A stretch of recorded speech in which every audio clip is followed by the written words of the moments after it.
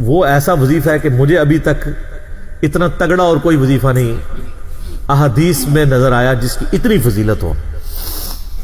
آپ علیہ السلام نے فرمایا 100 دفعہ روزانہ سبحان اللہ پڑھ لیا کرو،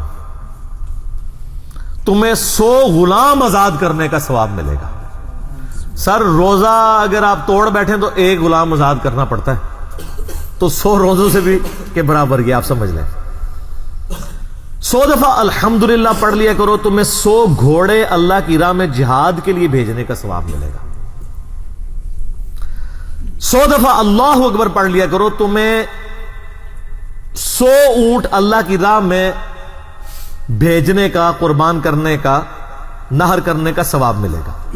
100 اونٹ، سر ایک اونٹ کی قیمت آلموسٹ 2-2.5 لاکھ روپے، کروڑوں روپے کا وظیفہ ہے جی، یہ ملینز آف ڈالرز کا یہ وظیفہ ہے فری میں۔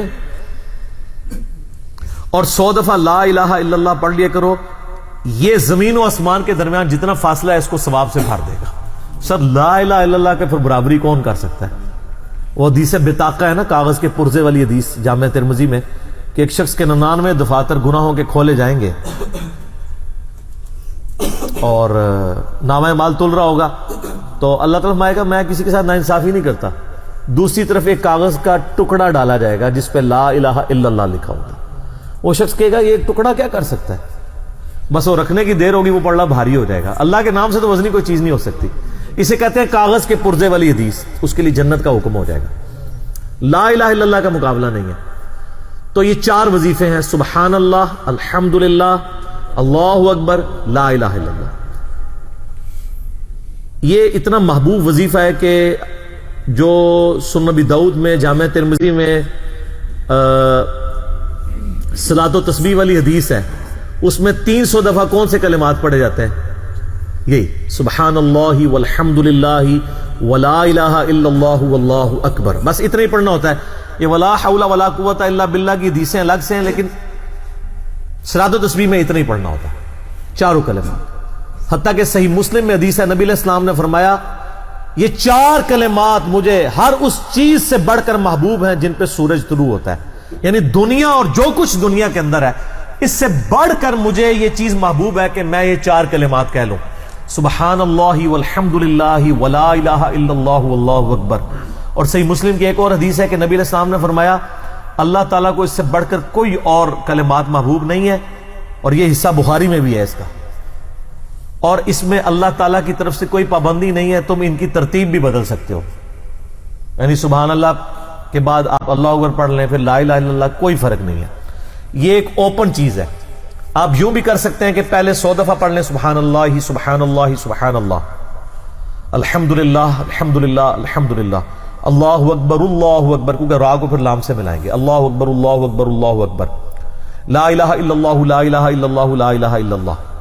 اور یوں بھی پڑھ سکتے ہیں، وہ زیادہ بہتر ہے، سبحان اللہ والحمد للہ ولا الہ الا اللہ واللہ اکبر، کیونکہ اکبر پہ وقف کریں گے، ورنہ یہ سبحان اللہ تو الحمدللہ ہی پڑھ نہیں سکتے آپ، کیونکہ الحمدللہ الحمدللہ الحمدللہ بنے گا کنٹینیوس، جیسے اللہ اکبر اللہ اکبر اللہ اکبر بنتا ہے، تو وقف کرنا پڑے گا سوائے سبحان اللہ کے۔ سبحان اللہ یہ تو پڑھ سکتے ہیں، لیکن الحمدللہ کو الحمدللہ الحمدللہ وقف کرنا پڑے گا۔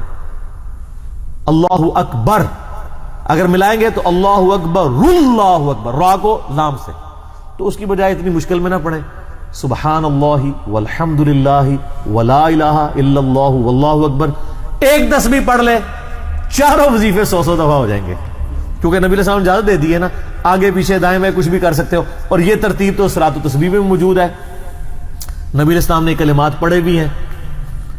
آپ کو پتہ ہے تبلیغی جماعت والے 3 وظیفے بتاتے ہیں، ویسے بڑی سمجھداری سے ہی کسی نے وہ ڈیوائز کیے ہیں، 100 دفعہ وہ یہ بتاتے ہیں سبحان اللہ والحمد للہ ولا الہ الا اللہ واللہ اکبر، وہ ساتھ وہ بتاتے ہیں ولا حول ولا قوت الا باللہ، وہ بھی پڑھ سکتے ہیں، وہ بھی صحیح بخاری میں رات کو اٹھتے وقت کی دعا ہے،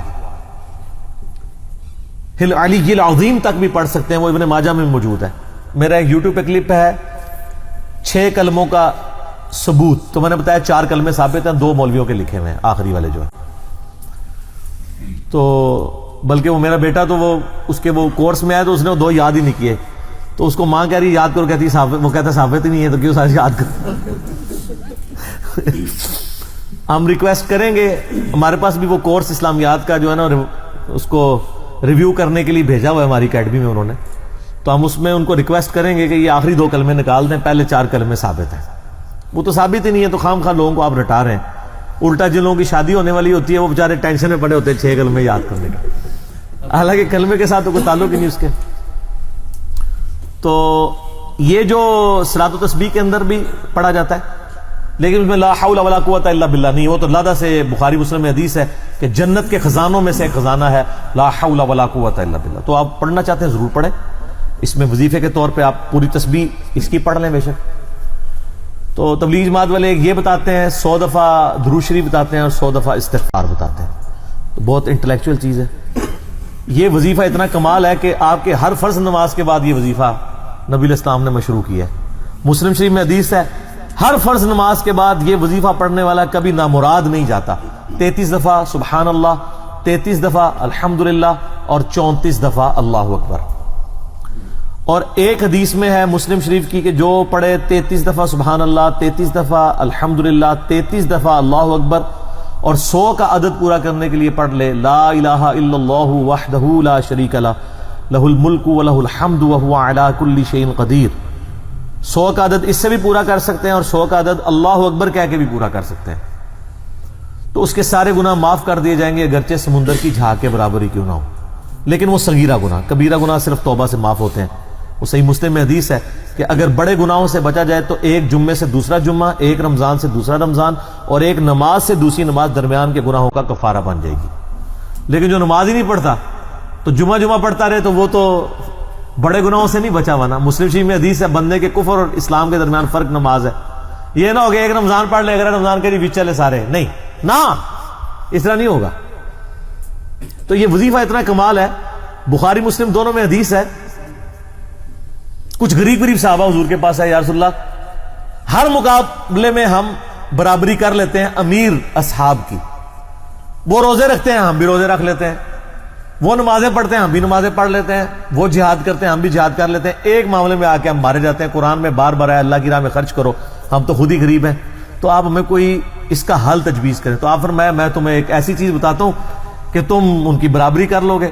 تم ہر فرض نماز کے بعد 33 دفعہ سبحان اللہ، 33 دفعہ الحمدللہ، 34 دفعہ اللہ اکبر پڑھ لیا کرو. یہ بخاری مسلم دونوں میں.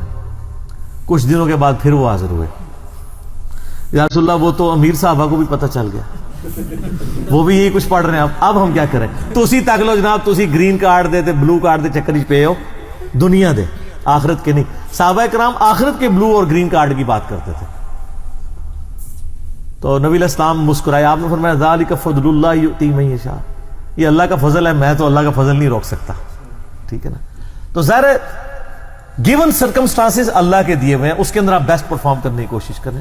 اللہ کے فضل کو تو کوئی روک نہیں لگا سکتا نا. کوئی یہ نہیں کہہ سکتا کہ جی وہ یعنی تیرے ہوتے جنم لیا ہوتا کیوں نہیں ہوا. ہو سکتا ہے ابو جہل ہی ہوتا. تو جس حال میں اللہ نے رکھا ہے اسی کو آپ بہتر سمجھیں. تو اس طرح کی کئی احادیث ہیں جو ان وظیفوں کو سپورٹ. اچھا مسلم شریف میں ایک حدیث میں یہ بھی آیا کہ 10 دفعہ سبحان اللہ، 10 دفعہ الحمدللہ اور 10 دفعہ اللہ اکبر. اگر کسی کے پاس ٹائم تھوڑا ہے نا تو فرض نماز کے بعد یہ بھی پڑھ سکتا ہے. 10 دفعہ بھی وظیفہ یہ والا کیا جا سکتا ہے.